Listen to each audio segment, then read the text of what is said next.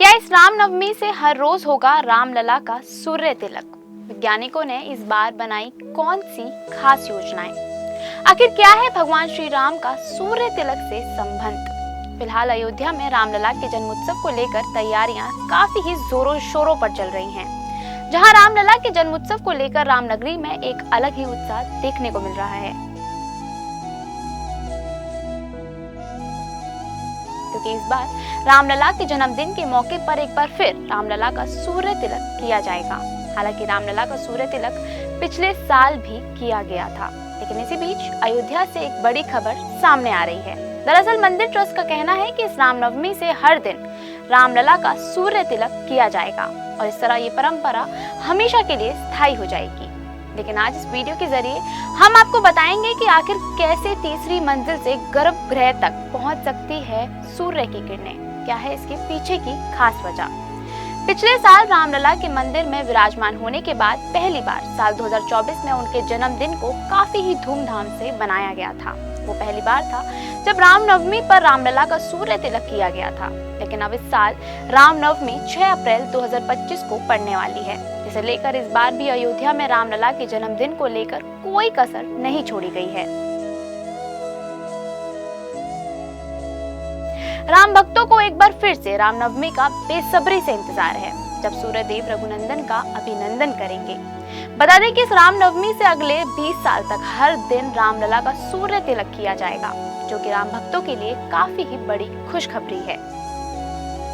पिछले साल सूर्य की किरणें रामलला के ललाट पर पड़ रही थी। इसकी अद्भुत तस्वीरें पूरे देश ने देखी थी, जिसे देखने के बाद पूरा देश भाव विभोर हो गया था।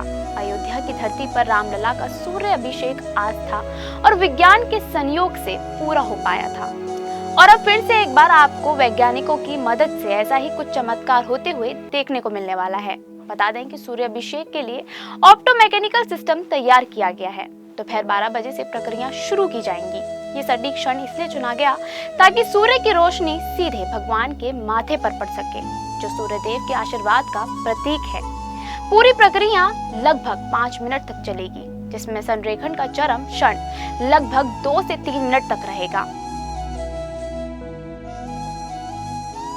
दरअसल मंदिर की तीसरी मंजिल पर लगे शीशे से सूर्य की किरणें रिफ्लेक्ट होकर पीतल के पाइप में एंटर करेंगी। फिर ये किरणें कई शीशे और लेंस से गुजरकर इंटेंस होती नजर आएंगी और फिर आखिर में गर्भगृह में एंटर कर रामलला के माथे पर पड़ेंगी।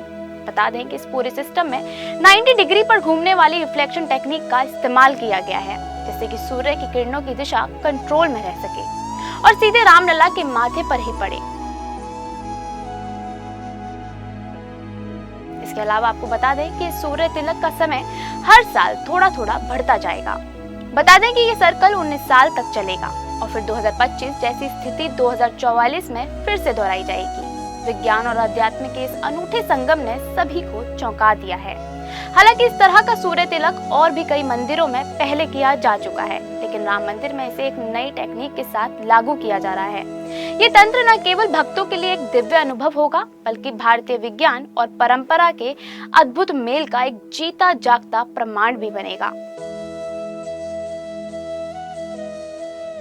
लेकिन अब ऐसे में आपके मन में ये सवाल तो जरूर उठ रहा होगा कि आखिर रामलला का सूर्य तिलक से क्या कनेक्शन है।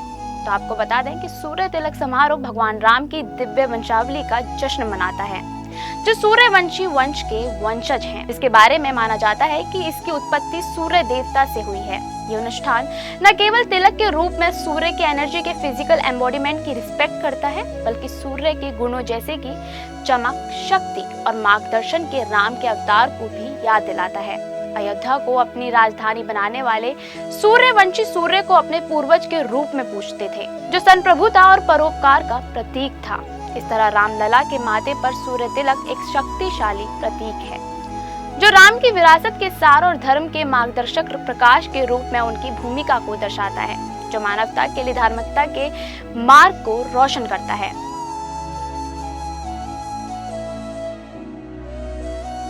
इसके अलावा रामनवमी पर सूर्य तिलक समारोह सांस्कृतिक और धार्मिक प्रभाव गहरा है।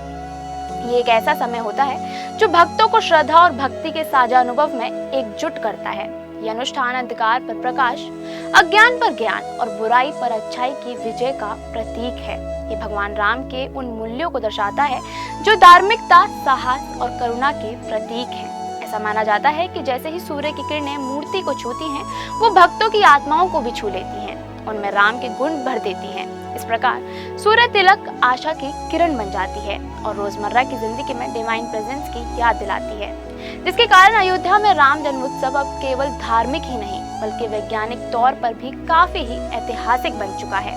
आपकी क्या राय है इस बारे में, यह हमें कमेंट करके जरूर बताएं।